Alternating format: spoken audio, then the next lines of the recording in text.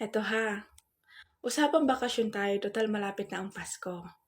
Hindi ko alam kung ako lang ang nakakaranas nito or marami tayo kaya shine-share ko din sa inyo ngayon na bakit kaya everytime na uuwi ako or tayo ng mga probinsya, ang unang nasa utak ng mga tao sa probinsya is may pera tayo.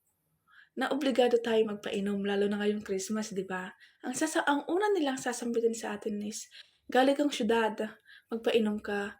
Akala nila pagkagaling dito sa siyudad, ta's nagbakasyon sa probinsya is may pera. Hindi nila alam kung gaano kahirap kitain ang pera dito sa siyudad.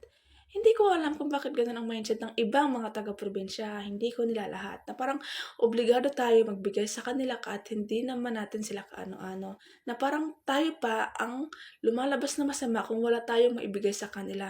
Like yung mga painom, ganyan-ganyan. Ang una nilang isasambit sa iyo is galing kang galing kang Manila, wala kang pera. Na parang kasalanan mo pa. Parang kasalanan mo pa na wala kang maibigay sa kanila, na hindi nila alam kung gaano kahirap mamuhay dito sa Manila.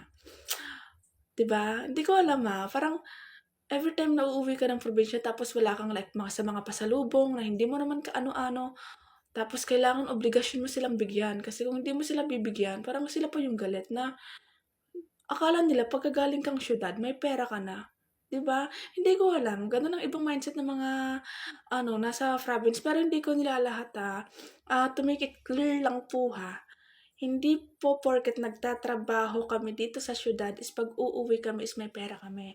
Kasi kung tutuusin po, kami pa po yung mga walang pera. At ang purpose lang po ng pag-uwi namin sa probinsya is makasama yung mga pamilyang doon nakatira. So, yun lang po. And advance Merry Christmas to everyone.